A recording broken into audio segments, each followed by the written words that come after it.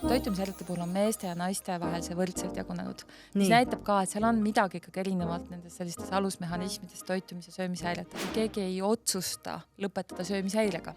Ja seda on võrreldud mõnes mõttes sõltuvushäiretega. Toit kui justkui mingi väga tugev narkootikum. Inimene tunneb pärast söömist väga suurt masendust, häbi ja süütunnet selle toidu koguse pärast.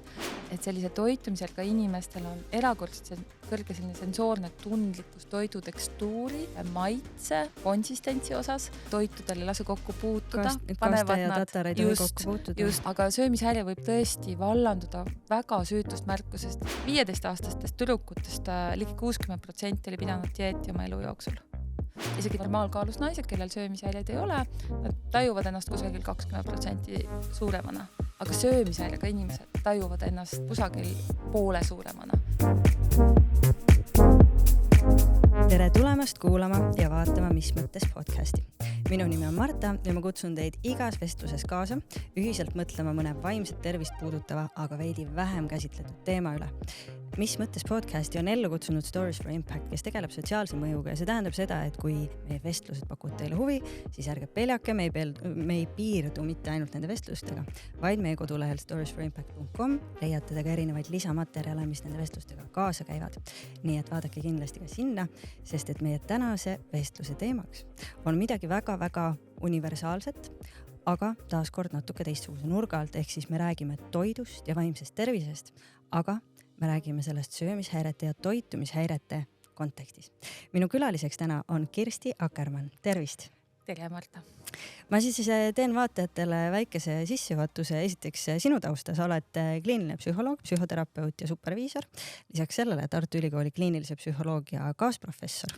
Juba professor. Nüüd juba professor, vaat sul on Wikipedia uuendamata, kus see kõlbab. No näed. Head kuulajad, uuendage ära, palun Kirsti Wikipedia lehekülg. Aga et oma doktoritöö oled sa tegelikult teinudki söömishäirete bioloogilistest markeritest ja loodetavasti tänase vestluse käigus me jõuame ka sinna, et mida see kõik tegelikult tähendab. Loodetavasti. Ja, aga võib-olla ka palju laiemalt saame käsitleda. No just, et kui ma tegin sulle ettepaneku, et räägime toidu ja vaimse tervise seostest, sest olgem ausad, toit on midagi nii universaalset, see puudutab meid kõiki, me kõik peame sööma ja see tähendab seda, et ka potentsiaal selleks, et seal midagi tekib mingisugune probleem, häire, midagi läheb valesti, potentsiaal on selgelt suur. Sinu ettepanek selle peale, et toit ja vaimne tervis kipub natukene üldiseks, on see, et me räägiksime ennekõike söömis- ja toitumishäiretest ja selle mõttega, et tihtilugu ei tee neil vahet isegi mitte spetsialistid. Nii et head vaatajad ja kuulajad, see on see teema, millega me täna minema hakkame. Aga ma küsin alustuseks Kirsti sult seda, et kui mina tänaseks valmistusin, siis tõepoolest mulle tundus, et söömishäirete osas jagatakse väga palju kogemuslugusid. Aga selliseid põhjalikumaid käsitlusi, mis süüviksid põhjustesse, mehhanismidesse ja nii edasi, eestikeelsena ma tegelikult väga ei leia. Mis sa ütled, kas sa tajud seda samamoodi ja miks see nii on? Ja, ma arvan, et see on täitsa õige taju, sest kui me vaatame, siis inimesed ikkagi oma kogemusi jagavad väga lahkelt. Aga me võime nüüd mõelda, mis kogemusi jagatakse, kas selliseid, mis julgustavad sind toitumist piirama ja ennast näljutama või siis selliseid, mis julgustavad sind ka juba paranema. Et meil on tõesti päris mitmeid selliseid influencereid, kes mõjutavad noori inimesi ühes või teises suunas. Ja tegelikult, kui me vaatame meediat, siis väga paljud inimesed isegi saa aru, et nad oma kogemuslugusid jagavad. Et nad ei tee seda tahtlikult, aga kui me vaatame näiteks Instagrami storiesid, eks ju, sotsiaalmeediate sisu, siis täna see on täis sellise, ütleme, kõhnus ja ihaluses ajendatud lugusid ja inimesed ise ei saa mõnikord arugi, et kuidas nad võivad mõjuda tegelikult ühtedele noortele inimestele, kes on näiteks väga haavatavad söömishäiretele. Aga see sinu teine küsimus, et meil tõesti ei ole väga palju inimesi, kes söömishäiretega tegelevad. Meil ei ole ka ravispetsialiste ja veelgi vähem siis on meil teadlasi, kes söömishäired uurivad. Ja see on võib-olla ka üks põhjus, miks meil lihtsalt ei ole nii palju selliseid eestikeelseid selliseid publikatsioone, kuigi mõned on, et Lege Artis ja meditsiiniuudistes, aga kes need ikka loeb tavainimestest, eks ju. Aga see on hea küsimus ja tegelikult üks asi võib-olla, mis ma tahaksin nagu tõesti millele ma olen mõelnud, on see, et söömishäireid tihtipeale peetakse häireteks, nagu mis pole justkui väga tõsised vaimse tervise probleemid. Ja me saame aru, et meil on tõesti siin väga levinud ärevushäired, väga levinud depressioon ja söömishäired tõesti ei ole nii levinud, kuigi öeldakse, et populatsioonis ligi 10% on söömishäired. No see on ju väga suur protsent. See on tegelikult päris suur protsent. Ja nagu me mõtleme anoreksiale, siis see on üks kõige kõrgema suremusriskiga psüühikahäire.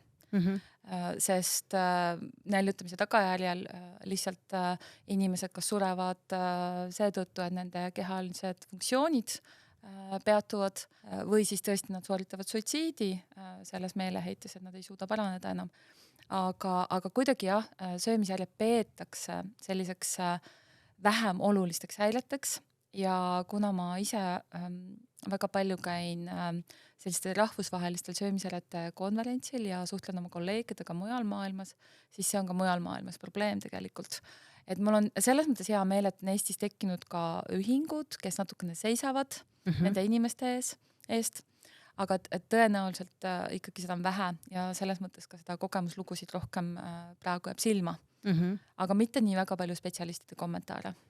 No ma loodan, et me saame täna anda oma panuse selleks, et seda tõenduspõhist ja süvitsi minevat sisu oleks jälle natukene rohkem, aga selleks, et meie vestlusele raam anda, ole hea, selgita lahti see, et mis siis on erinevus söömishäirete ja toitumishäirete vahel ja võib-olla ka nimeta need, sest et ma enda poolt taustaks võin öelda, et minu arusaam ka sellest, et söömishäire või toitumishäire oli see, et üks on nagu korrektne nimetus ja teine on valesti ütlemine, et toitumishäire oleks nagu mingi iganenud nimetus, aga ma arvasin, et tegemist on olemuslikult nagu sama probleemiga.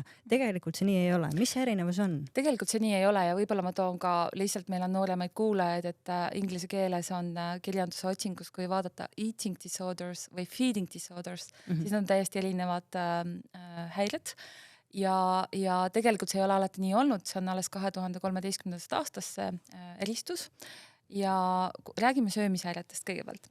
Söömishäirete sisu on suuresti see, et inimesel on väga tugev hirm kaalu tõusu ees, ta teeb väga äärmuslikke katseid oma kehakaalu tõusu piirata või oma kehakaalu alandada ja tihtipeale nagu, kui paastumisest enam ei piisa või näljutamisest, siis võetakse kasutusele sellised meetodid nagu oksendamine, lahtistite tarvitamine, kuritarvitamine, diureetikumid, kõik sellised viisid, mis aitaks kuidagi kehakaalu siis alandada.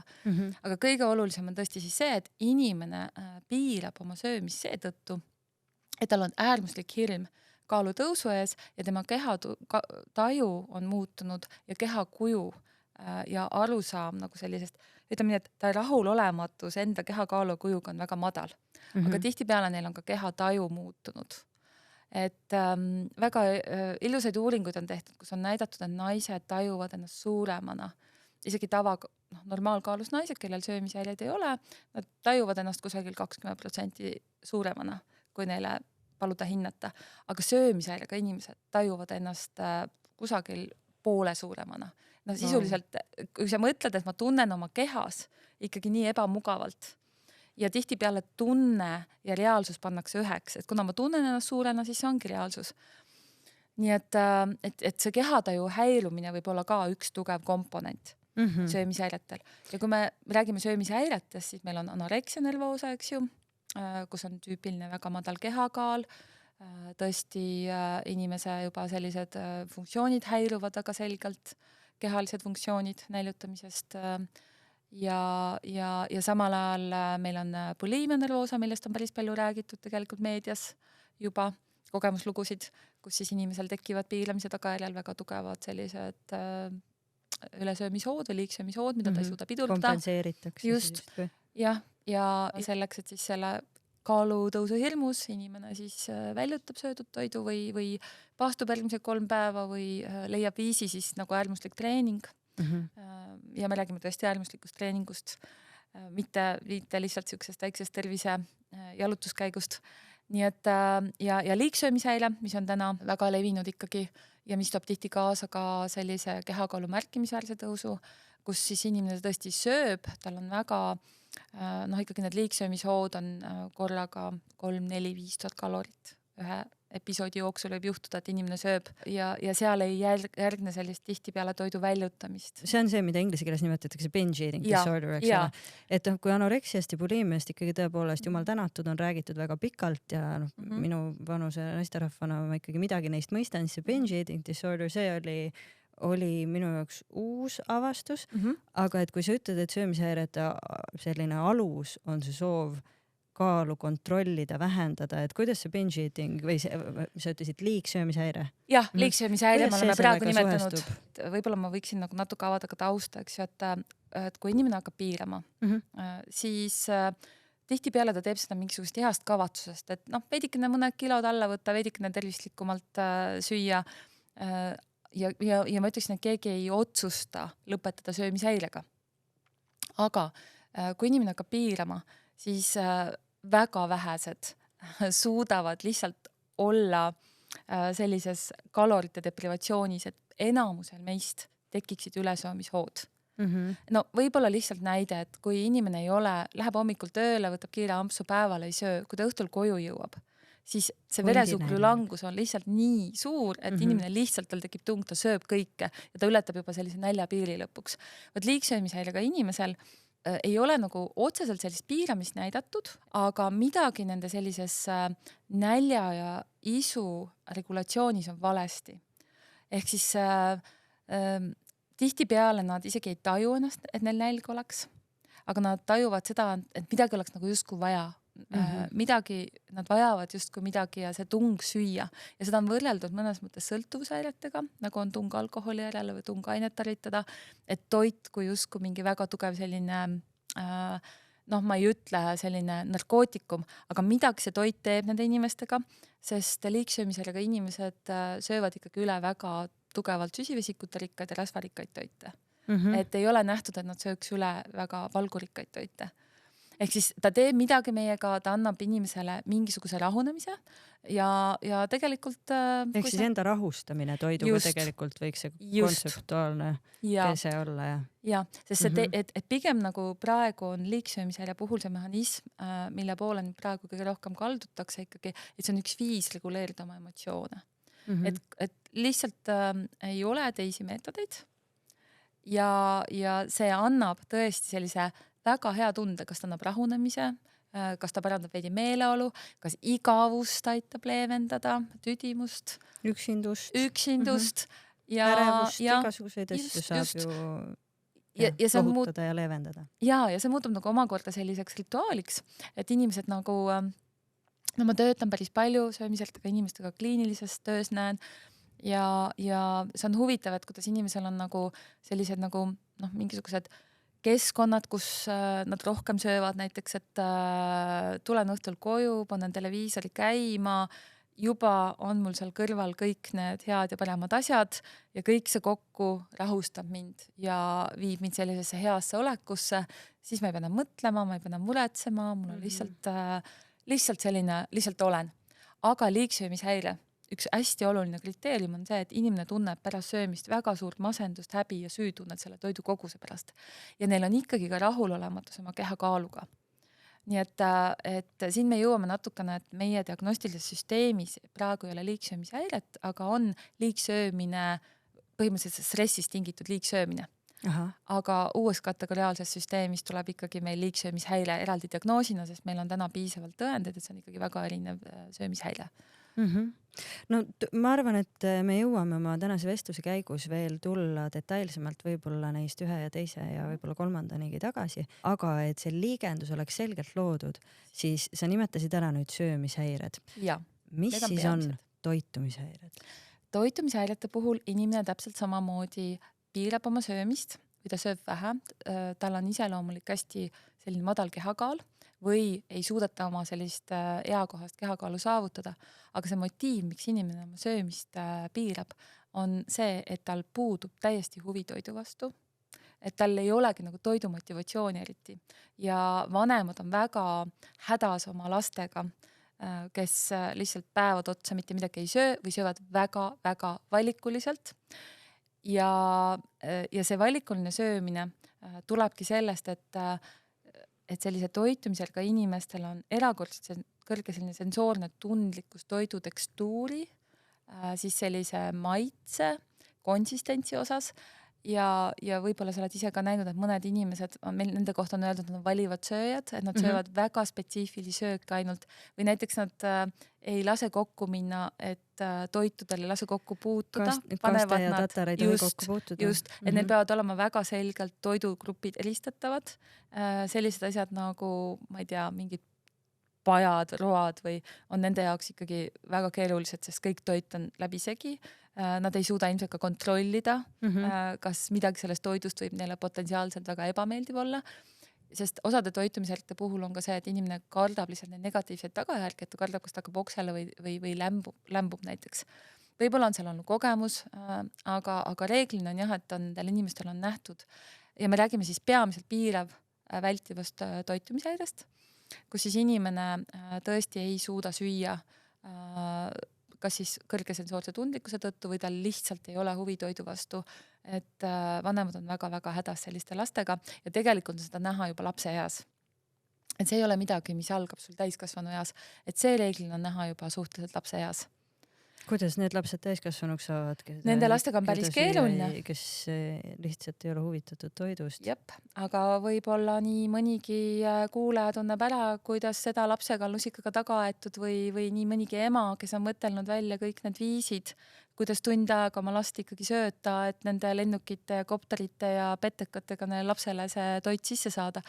Sest tihti nendel lastel nad on sõltuvad ka välisest toidust ja toidulisanditest, neil tekib toitainete vaegus, nad ei arene ea kohaselt ja seda väga palju ei ole sellele varem tähelepanu pööratud, aga see on jah, toitumishäire on oma loomult teistsugune ja nad tõesti inimesed on pigem alakaalulised või sellised väga-väga normkaalu piiril, et nad peavad ikka väga palju vaeva nägema, et selleks, hoida kehakaalu. Just.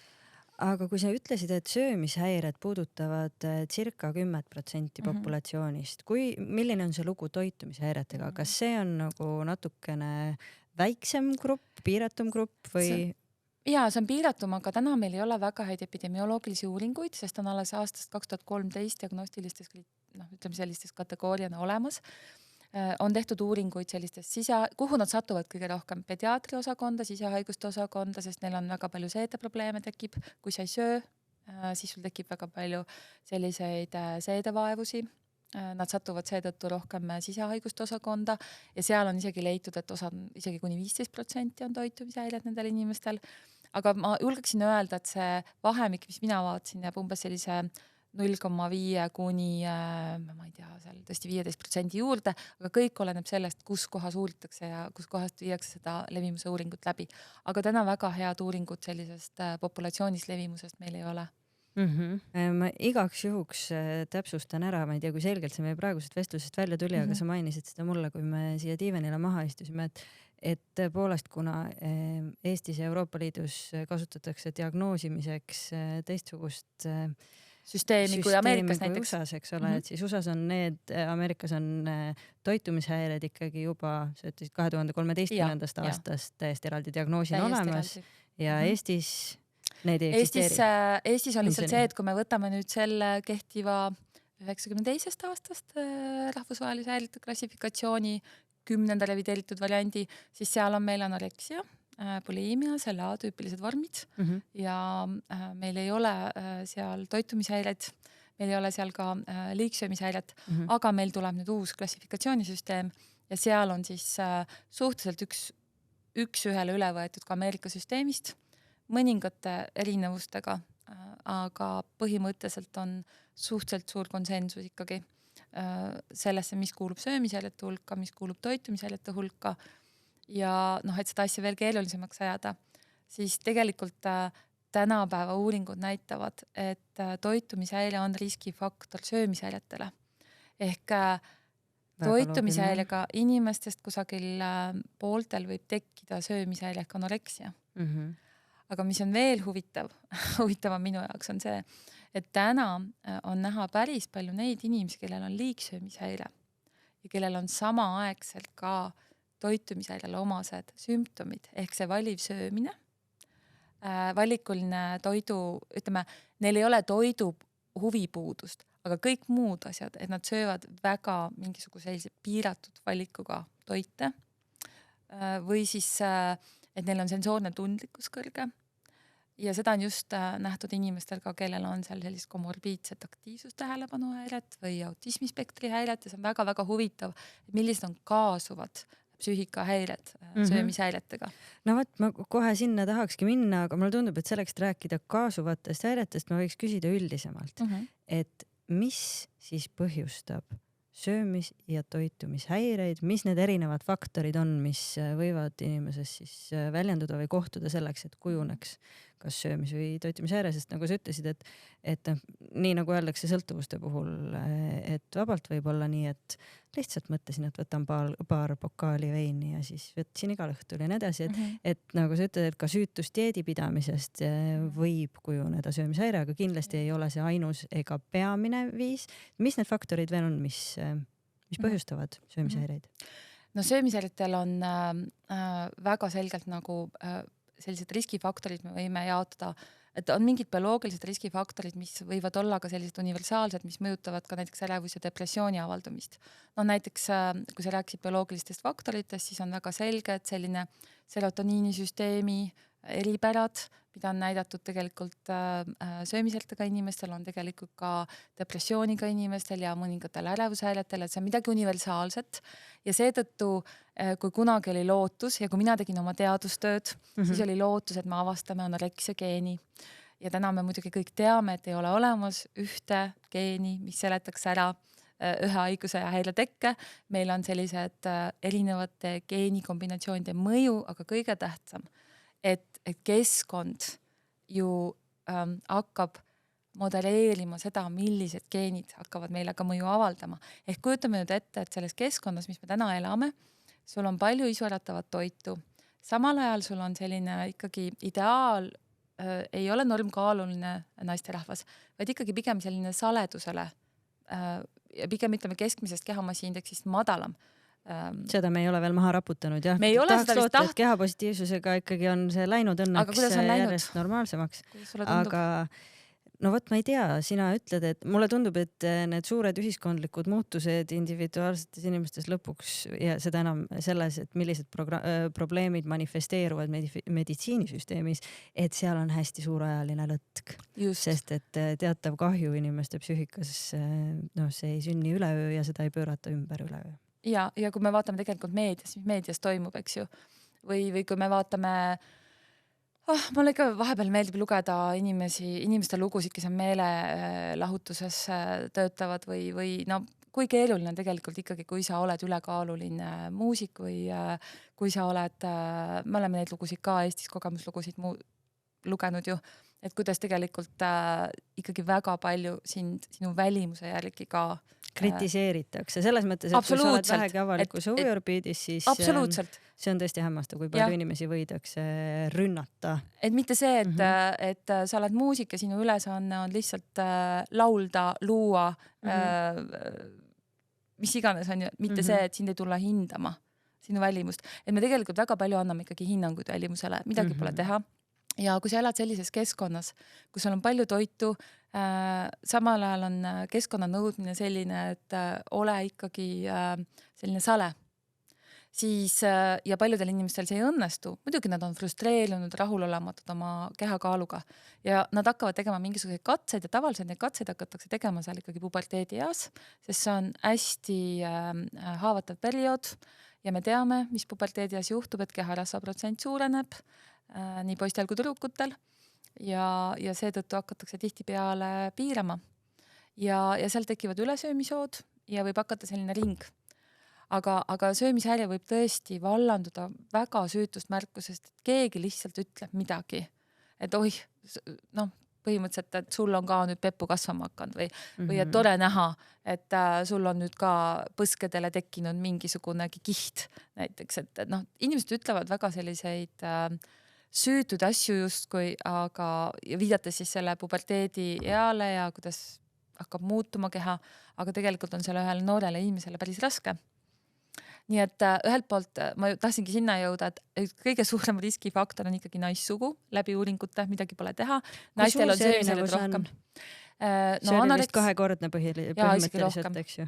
Isegi rohkem, et liigsöömisharjutuses see vahe nii suur ei ole, aga anoreksiat ja buliimiat esineb ikkagi naistel kordades rohkem kui meestel, aga meestel on jälle, jõuame sinna, et teatud elualadel, näiteks spordialad, mis nõuavad madalat kehakaalu, me võime ju mõelda, mis need on, näiteks suusahüpped, krossisõit, maanteesõit, pikama jooks, seal on ju madalal kehakaalul eelis ja nendel spordialadel on näidatud suuremat anoreksiat ja täpselt samamoodi ka spordialasid, kus on näidatud suuremat buliimasagedust.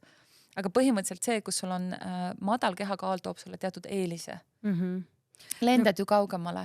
Ja kui me rääkisime siin sama stuudios spordipsühholoogiast Jörgen Matsiga, siis tõi Jörgen esile seda, et söömishäireid soodustavad ka sellised spordialad, kus mitte ainult pole oluline soorituse jaoks kaal, aga kus keha on nähtav või et kus on nagu keha näitamine oluline. Ja ma tahtsin jõuda sinna, eks ju, iluvõimlemine, kõik sellised iluisutamine, ballett, kõik see, kus, ja tegelikult me jõuame jälle sinna, et inimesed annavad ju hinnanguid.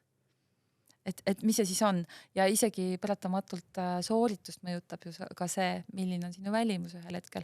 Ma tegelikult väga... nendes, kus on subjektiivsed punktid, mitte üks latt, millest sa kas lähed üle või ei, on see kahtlemata... Kõrgushüppes on kerge selles mõttes, et aga ka seal on ikkagi sulle annab madal kehakaal eelise. Aga sul on vaja ka, see on üsna objektiivne, kas ületad või mitte, keegi ei ütle sulle, kas sa tegid... Ületasid aga kehvasti. Ja, või said 7 punkti stiili eest. Eks ju, aga see, et see hinnang ikkagi, mis tuleb, et see on üks suur riskifaktor, me elame täna sellises keskkonnas paratamatult, aga kui me tegime ükskord uuringut ja see oli nüüd juba tükk aega tagasi, aga et kui me küsisime näiteks, ma ei mäleta nüüd, kas need olid, 15-aastastest tüdrukutest ligi 60% oli pidanud dieeti oma elu jooksul. 15-aastastest tüdrukutest? Ligi 60% oli pidanud mingit sorti dieeti kaalu alandamise eesmärgil. See, et kui me nüüd mõtleme, et see on väga suur protsent tegelikult. Ja need tüdrukud tõesti on ju parima kavatsusega. Nad ei taha lõpetada söömishäirega. Ja samal ajal, võib-olla kui sa oled teismeline, sinu emotsiooniregulatsiooni oskust ei ole veel nii head. Isegi sinu, ütleme siis selline aju ei võimalda sul veel nii hästi neid, isegi aju küpsemine ei võimalda nii hästi sul emotsioone veel reguleerida. Paratamatult murdeeas lihtsalt arengupsühholoogiline eripära, eks ole. Täiesti, mitte midagi pole teha, on ju. See on ka poistel.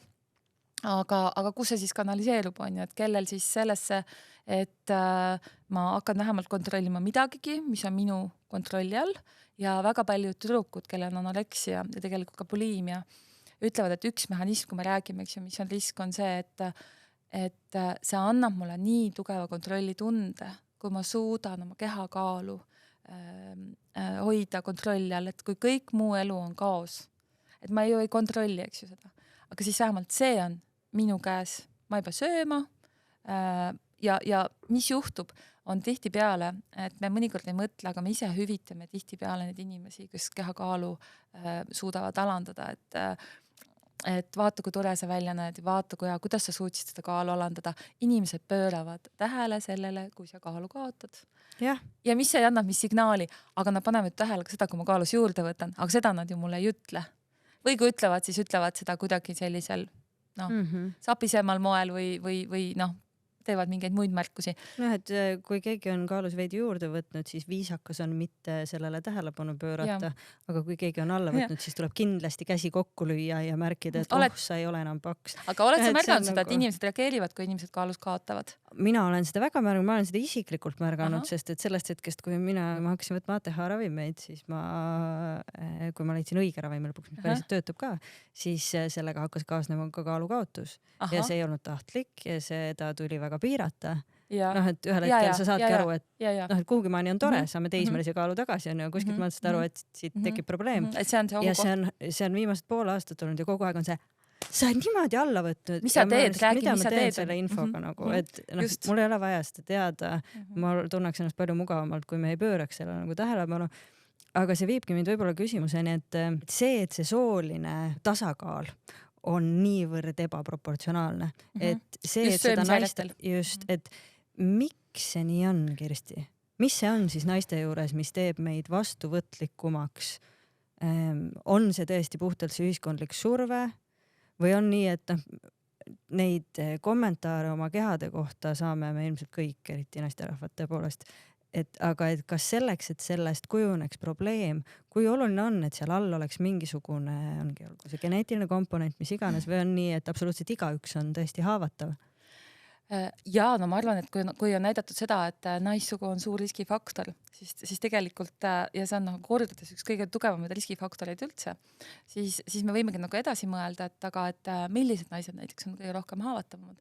Ja üldiselt on leitudki siis tõesti see, et kui inimesel on ka loomupäraselt kõrgem selline kontrollivajadus ja sellised taotlus täiuslikkusele ja perfektsusele, mitte ainult siis oma keha suhtes, aga ka muudes valdkondades, et teha asju väga-väga hästi või rohkem kui väga hästi, mis iseenesest ei ole ju probleem, kui inimene tahab hoida oma standardit kõrged. Probleem tekib siis, kui sa hakkad muretsema selle pärast, et see ei õnnestu ja sa kardad kriitikat. Ja täpselt seesama asi võibki juhtuda ühe noore inimesega, et ta tahab parimat sooritust, parimat väljanägemist, parimaid tulemusi, ja ühel hetkel lihtsalt see parim nihkub nii kõrgele, et sa paratamatult ei jõua neid standardeid hoida ja kui tekib see mure kriitika pärast, et siis päris kindlasti see on inimesele hästi stressirikas, aga et perfektsionism, just selline ebaterve perfektsionism on üks riskifaktor, mida näidatakse, et kui me ütleme, millised naised, siis teiseks need, kellele selline enesehinnang põhineb ka päris palju sellisel ütleme, pigem oma keha väärtustamisel kui sellisel muude asjade väärtustamisel või et kontroll oma keha kaalu ja kaju konstrueeritud ikkagi välise ümber. Just, aga kuidas inimene üldse oma identiteeti konstrueerib ju? Et see hakkabki ju niimoodi samm-sammult pihta, et kuni lõpuks siis kujuneb arusaam, kes ma ise olen, mis on minus väärtuslikku, aga kui sul ümberringi inimesed ei toeta just seda väärtuslikku ja me räägime siin, eks ju, sellisest madalast baasilisest enesehinnangust või sellest, et inimesel ei ole oskusi oma emotsioone reguleerida ja toit annab sulle selleks viisi, ma mõistan väga hästi, ta rahustab sind selleks hetkeks ajutiselt ja sul ei ole paremaid meetodeid sellel hetkel. Elustress, mõnede inimeste elus juhtub asju, kus ma olen ka vahepeal mõelnud, et kui palju veel võib juhtuda, me räägime komplekstraumad, kehaga seotud vägivallad, loomulikult see muudab sinu suhtumist sinu kehasse. Ja tõesti seksuaalne vägivald on ka üks riskifaktor ja selline emotsionaalne vägivald, mis võib siis olla riskifaktor söömishäiretele. Aga see on ka see mehhanism, et jällegi, et mu keha on midagi sellist, mida ma saan kontrollida ja ma saan midagigi teha, et paremini ennast tunda. Või siis teistpidi minnakse teise äärmusesse, et kui mu keha on juba nii, just teistpidi, et kui mu keha on niigi rüvetatud, siis mis mina tema eest hoolitsen. Et seal on päris palju selliseid erinevaid riskifaktoreid. Ja üks isiksuse omadus, miks ma räägin perfektsionismist ja võib-olla nüüd sellisest isiksuse omadusest nagu impulsikontrolli raskused ja impulsiivsused, inimesed, kelle on raske ohjatama emotsioone ja üldse nad on ka keskmisest emotsionaalselt reaktiivsemad, ütleme, et nad reageerivad tugevamini emotsioonidega, intensiivsemalt, need emotsioonid on kaua kestvamad. Siis ka see on näidatud olevat üks riskifaktor söömishäirete tekkeks. Nii et naised, võib-olla me saame minna täpsemaks isiksusomaduste mõttes, millised naised ja eriti hull minu arvates ja me oleme näinud ka tegelikult teadusuuringutes seda, kui kaks omadust kokku saavad, et sa oled hästi kõrge perfektsionismiga ja samal ajal on sul raske oma impulsse ja emotsioone kontrollida. Või trauma sinna juurde, eks ole. Ja sinna juurde veel trauma, eks ju. Ja et see, kuidas siis öelda, et risk kasvab ikkagi eksponentsiaalselt. Just, ja nende sümptomite raskusaste on kõige, ütleme, see on kõige kasvavam, kõige raskem on nende sümptomite raskusaste, et tegelikult, mis ma tahtsin ka öelda, et söömishäiretel on küll selline kategoriaalne jaotus, anoreksia, bulimia ja liigsöömishäire, aga et kui ma olen kliiniline psühholoog, eks ju, siis inimene tuleb söömishäirega ja ma püüan aru saada, mis on siis need söömishäire sümptomid, mis tema jaoks kõige iseloomulikud on. Sest meil ei ole päris ühesugust anoreksiaga inimest võib-olla alati. kui inimesel on väga-väga madal kehakaal, näiteks, ma toon oma praktikast näite, kui su kehamassiindeks vist oli inimesel 12,3, me räägime täiskasvanud inimesest, et sisuliselt seal ei ole väga palju enam midagi alles, siis võib-olla sellised inimesed on väga sarnased, sest sinu isiksusomadus enam ei tule välja, aga kui need inimesed hakkavad tervenema, siis ma näen, et selle haiguse taga on inimene väga erinevate iseloomujoontega ja see on hästi tore ja see panigi meid ka mõtlema ja veel teisi uurijaid on ka, kes vaatavad pigem söömishäiret kui pigem selle näol, et aga mis isiksuse omadused on need või mis omadused siis defineerivad ühte näiteks söömisele profiili. Ehk me püüame mitte rääkida kategoriaalsetest häiretest, vaid näiteks, et meil on selline tüüp söömisega inimesi, kes on väga perfektsionistlikud, neil on väga raske oma emotsioone ohjata, nad kipuvad ennast vigastama. Et me ei ravi nagu diagnoosi, vaid inimest. Ja, et ja me vaatame, mis on need mustrid, et mis on need aluspõhjused, mis võivad väljenduda ka erinevate sümptomite. Just. Ja see on selles mõttes oluline, et täna anoreksia puhul meil ei ole nagu sellist, esiteks meil pole ravimit, mis anoreksiat raviks. Meil ei ole väga häid raviprotokolle ka, mis ütleks, et vot selle järgi tehes kindlasti inimene paraneb anoreksiast. Et tegelikkuses reaalsus on ikkagi see, et kusagil 50% paraneb anoreksiast ja 25% kindlasti häire on vähem häiriv elu. Ja meil on inimesed ikkagi, kellel kujuneb see krooniliseks, see söömishäire. Okei, see on, ma arvan, et on väga tark, et me tuleme sinna ravi juurde ka, aga viin meid korraks veel toitumishäirete juurde. Toitumishäirete juurde ka. Ma tahan ühe asja öelda sulle, et vaata mulle südamele, et toitumishäirete puhul on meeste ja naiste vahel see võrdselt jagunenud. Mis näitab ka, et seal on midagi ikkagi erinevalt nendes sellistes alusmehhanismides toitumis- ja söömishäiretel ka. Aga kas see on, lihtsalt nüüd korraks niimoodi väga julgelt teoretiseerides, et kas see on, ma ei taha uskuda, kuigi sa võid öelda, et nii on, kas naistel esineb ebakindlust rohkem kui meestel, kas naised on nagu üldiselt nagu grupina nii-öelda, kas me oleme sotsiaalsemad, et meile on need signaalid või see tagasiside, mida me saame kuidagi olulisem, sest see, et me elame maailmas, kus naiste keha on rohkem objektistatud, saab rohkem tagasisidet, ka soovimatud kriitikat, see on selgelt fakt, aga et kas seal all oleme me kuidagi bioloogiliselt nii palju erinevad või vastuvõtlikumad kui mehed? Ja, sest vaata, kas testosteroon kaitseb? See võib olla sellepärast, et naise keha teeb läbi väga palju muutusi. On 2 hästi olulist perioodi, kus hormoonide kõikumine meeletus on puberteedias, juba eelpuberteedias ja siis sellises keskeas. Ja täna on päris palju ka uuringud, mis näitavad, et söömishäire võib alata ka keskeas sellise menopausi eelselt või menopausi ajal. Väga loogiline. Ehk siis, et naise keha muutub oluliselt rohkem kui mehe keha. Et mitte midagi ei ole teha ja me ju tunneme seda muutust ja samal ajal, kui sul on standardid, et ma peaksin siis olema 30-aastaselt nägema välja sarnane nagu 20-aastaselt või 20-aastaselt olema sarnane nagu ma olin 15, siis need on veidi ebarealistlikud ootused. Pehmelt öeldes. Sest kaalu, me võime keha kaalu hoida samad. Aga me ei saa, ikka sellised välja. Üks tore tuttav ütles kunagi sellise lause, et teatud vanusest naine peab valima kas nägu või perse. Ja minule väga meeldib, see oli Meryl Streep, kes seda ütles ja mulle väga see lause meeldib, sellepärast, et kui sul ei ole rasvaprotsenti, siis sa saad kortsud. Nii et tegelikult on see, kuidas me seda mõtestame ja inimesed, kellel on väga madal rasvaprotsent, neil tuleb kindlasti keha nahk vananeb kiiremini. Nii et see on nagu selline, mida me siis võta või jäta, mida me siis... Aga probleem on selles, et aga miks me selle läbi peaksime ennast väärtustama? Äkki on sul midagi muud ka nagu sellise pagasiga tuleb? No vot, aga... Ja ma arvan, meeste suhtes ei ole selliseid nõudmisi. Et ma lugesin just uuringut, ma ei jõudnud pealkirjast kaugemale, aga et Eestis pole vahet, meeste haridusel karjääri saavad nad ikka teha, aga naised saavad karjääri teha, kui neil on haridus. Ja ma korraks hakkan mõtlema, et vahet pole, missugused mehed siis välja näevad. Neil jääb ikkagi. Okei. nojah, vaata siin on neid faktoreid nii kohutavalt palju, eks ju, et see on samamoodi, kui me räägime palgalõhest, et siis me peame vaatama ka seda, et kui paljud naised julgevad palka küsida. Et ma arvan, siin on samamoodi, et nii paljus need võimalused, kuidas öelda, et see komplekt, millest kujuneb olukord, koosneb ju nii paljudest faktoritest tõesti, et mis on üleüldse meie ongi eneseväärtustamise oskus, julgus oma piire seada, enda eest seista, et see on ju tohutu komplekt faktoreid, oskusi, omadusi, mis sellise seisuni viib.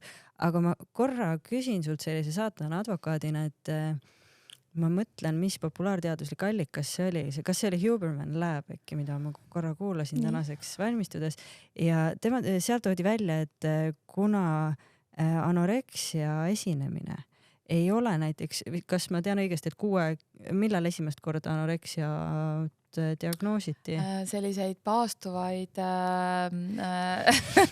nunnasid, askeesis elavaid nunnasid on meil alati olnud, aga tegelikult hakati juba seda kirjeldama teatud haigusjuhud 19. sajandi lõpus, aga sellel ei olnud anoreksia nervosa nime, eks ju. Aga anoreksia tuli oluliselt varem kui bulimia diagnostilistesse kriteeriumitesse. No mis on ka väga loogiline, aga see aspekt, mille tema välja tõi, oli see, et kui ma nüüd mööda ei pane, et kui see diagnoos vist on 60-ndatest pärit. Võib-olla isegi natuke varem hakati rääkima, aga see, kuna ta jõudis sinna manu diagnostilistesse kategooriatesse kirja.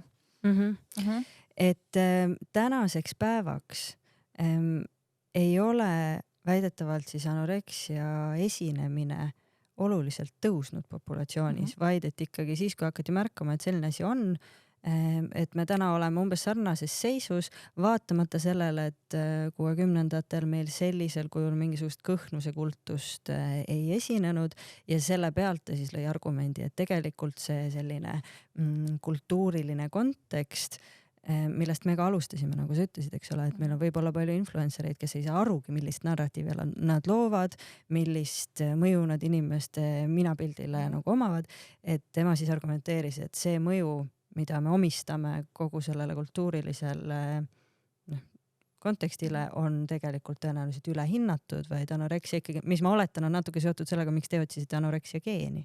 Meie ei ole otsinud selles mõttes, et me õnneks saime kohe aru nagu, et sellist asja ei saa olla olemas, sellepärast et kui sa mõtled nagu geneetika seaduspärasusele, ei ole ju võimalik, et üks geen põhjustab sul nii kompleksse häire. Aga mis ma tahan öelda, et ta tõi selle anoreksia näitel, aga meil on olemas üks väga hea eksperiment ja see eksperiment nägi välja selline, ma ei mäleta, kas see oli 90ndate alguses, ja kas see oli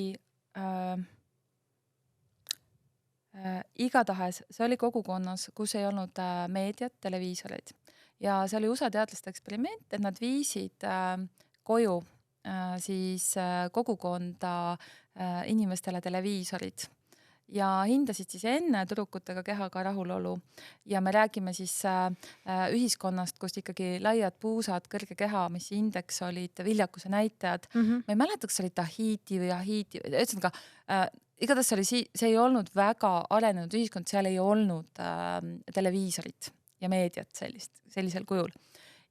Ja poole aasta või aasta pärast mõõdeti, mis oli juhtunud siis nende tüdrukute kehaga rahuloluga ja see oli absoluutselt nii palju kehvemaks läinud. Ja neile näidati siis tüüpilisi Ameerika saari ju ja ja näidati siis neid niinimetatud ideaale. Tüüpilised sarjad, mis seal olla võisid, mis populaarsed olid, eks ju siis.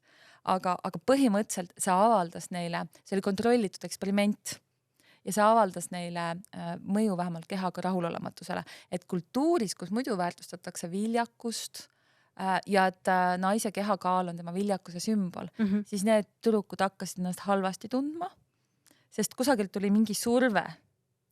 Ja muidugi seda eksperimenti ei ole korratud, sest see on esiteks päris keeruline seda korratada tänapäeva tingimusest leida nagu ikkagi selliseid kogukondi, kus ei ole meediat. Kas tänapäeval üldse lubataks ka sellist asja? See vist ei lähe eetikakomiteest läbi, on ju? Võib-olla mitte, võib-olla, aga et seda peab väga põhjendama. Ja ohud on natuke suured. Aga et kui nüüd rääkida näiteks anoreksiast, siis tõesti see on olnud näiteks argumenteeritud, et sellise 1% ümber, eks ju selline levimus olnud erinevatel allikatel. Aga kui 2013 vaadati üle anoreksia kriteeriumid, siis anoreksia sagedus suurenes 3%-ni või 4%-ni. Ja võib-olla on probleem nagu selles, kuidas me anoreksiat diagnoosime praegu. Selleks, et panna inimesele anoreksia diagnoos, peab ta olema saavutanud kehamassi indeksi, mis on ülimadal ehk 17,5 või väiksem. Aga see, kui tal on ennem kõik teised tunnused, et ta juba piirab, et ta on juba rahulolematu, et tal on tekkinud juba hormonaalsed häiritused, see ei ole piisav, vanasti ei olnud. Sa pidid jõudma teatud konstitutsionaalselt hästi madala, mitte konstitutsionaalse kaaluni, vaid hästi madala kaaluni, mis oli 17,5 või vähem. Ja nüüd täna ja 10-aastase teadustöö tulemusel vaadati ümber ja öeldi, et kuulge, et see on ikkagi täiesti absurdne. Inimesel on olemas, et anoreksia on varjatud kujul, ta on kahe kõrva vahel. See, kuidas ma mõtlen söögist, oma kehast ja kuidas ma hakkan selle mõjul käituma. Ja siis öeldi, et kas me tõesti peame ootama, et inimene näljutaks ennast aasta-2, et saada anoreksia diagnoosi. Sest varem said nad niinimetatud atüüpilise anoreksia diagnoosi. Ja nüüd need kriteeriume muudeti, me ei pea enam ootama, vaid see on oluliselt märkimisväärne kehakaal, mis inimese funktsioneerimist hakkab juba takistama. Ehk toodud on sisse see, et ikkagi kui sinu funktsioonid juba häiruvad, siis on piisav, et me ei pea täna enam ootama. Me ei pea ootama seda, kuni sinu menstruatsioon peatub. See võeti kriteeriumitest ära. Nii et võib-olla lihtsalt vastuseks sellele argumendile on see lihtsalt, et me võib-olla need nii ranged piirid olid anoreksiale, need kriteeriumite mõttes. Ja täna me oleme need üle vaadanud ja kõik söömishäired minu jaoks on oma olemuselt ka mingil määral kognitiivsed, sest see, kuidas me mõtleme, ehk millised reeglid meil on toiduga seoses, no tõesti, mida võib süüa, mida ei või süüa, kuidas me peame sööma, et inimene loob endale mingi terve rida hoiakuid ja uskumusi, mis tal seoses söögiga on ja mis tal on seoses söömiskäitumisega. Ja vaatame nüüd, kui palju meil on täna toidublogijaid ja toidunõustajaid, toiduterapeute. See on maniakaalne. Neid on nii palju. Yeah. Ja lõppude lõpuks, kuidas siis peab õigesti sööma, tekib küsimus. Ja mis toitu me siis peame siis lõputult nagu sööma, et see on nagu, kõik on eksperdid ka, see on nagu ka probleem. Et lõpuks ühel inimesel tekib siis see, et kas see, et ma pean nüüd üdini tervislikult hakkama toituma, mis on tervislik toit? Tegelikult me räägime tasakaalustatud toitumisest või siis on see, et ma löön sellele käega ja ma ei taha mitte kedagi kuulata ja vahet pole. Et et kus see tasakaal leida siis? Võib-olla see toidule omistatakse ka väga suurt tähtsust, et tõenäoliselt 60-ndatel ei olnud nii palju toitu saadaval ja kui me vaatame ka Eesti inimesi, siis ka laste ja täiskasvanute ülekaal ei olnud nii suur probleem. Just. Et midagi ka keskkonnas, mis puudutab ka toidu kättesaadavust, on see teine asi keskkonnast. Üks asi on surve ja teine, nagu ma alustasin, et see toidu kättesaadavus. Aga see on ju paradoksaalne, me tahame saledust ja samal ajal toit on ümber isoäratavam kui iial varem. Just, ja see toobki meid tegelikult tagasi selle vestluse alguse juurde, millega ma vist meie selle esimese episoodi tõmbaksin kokku ja me saame jätkata järgmises, aga nagu sa mainisid, et see liigsöömishäire, et ka toidust on kujunenud meie jaoks tänapäeval oma tohutus külluses viis ennast rahustada, viis ennast lohutada, sõltuvusaine sisuliselt, sest just nimelt see mõte, et kui me kunagi oleme evolutsiooniliselt programmeeritud selliselt, et kust saad, sealt tuleb võtta, sest et sa ei tea kunagi, kust järgmine suhkur tuleb, millal ta tuleb. Sa pead varuma selle ju endale. Just, et me elame nii vastupidises keskkonnas, kus vastupidi me peame õppima piirama ja samas mõistlikult piirama. Ütleme, tundub, et see on üks neist paljudest nähtustest, kus see maailm, mille me oleme suutnud enda ümber ehitada, meie enda evolutsioon sellele järgi nagu veel ei jõua, et kas me inimestena ise saame hakkama selles maailmas, mille me endale kujundanud oleme. Aga ma teen ettepaneku, et jätkame selle vestlusega meie järgmises episoodis, sest meil on käsitlemata veel palju huvitavaid nüansse, alates nendest komorbiidsustest, mida me juba natukene otsapidi mainisime, toitumishäiretesse läheks kindlasti sügavamale ja mina väga tahaks sult küsida ka selle kohta, et kuna sa ka sellist kliendi ja patsiendi tööd teed, et see kehataju muutumine, et ma arvan, me võiksime kuulajatele, vaatajatele anda mingisuguse arusaama ka sellest, et kuidas siis inimene oma keha tajub. Okay. Teeme nõnda. Suur aitäh sulle, Kirsti, selle tänase vestluse eest. aitäh sulle! Aitäh ka kõigile vaatajatele ja kuulajatele, et te olite meiega järjekordse Mis mõttes episoodi. Minu külaliseks on Kristi Akkermann, Tartu Ülikooli nüüd juba mitte enam kaasprofessor, vaid professor, kordan üle, uuendage ära see Wikipeedia lehekülg, samuti kliiniline psühholoog, psühhoterapeut ja superviisor. Ja meie teemaks olid söömis- ja toitumishäired. Jätkame sellesama vestlusega juba järgmises Mis mõttes episoodis. Kui tänane vestlus pakkus teile huvi, kui te leiate, et sellest võiks olla kellelegi abi või kasu, siis ärge jätke seda enda teada, vaid jagage kindlasti vestlust oma sotsiaalmeedias. Kui tahaksite uurida selle teema kohta edasi, siis külastage meie kodulehte storiesforimpact.com, kus leiate lisamaterjale. Ma loodan, et Kristi jagab meiega ka mõned lugemis- või kuulamismaterjalid, mille abil teemast sügavalt huvitatud kuulajad saaksid asja edasi uurida. Minu nimi on Marta, ma tänan teid kuulamast ja kohtume juba järgmises Mis mõttes episoodis.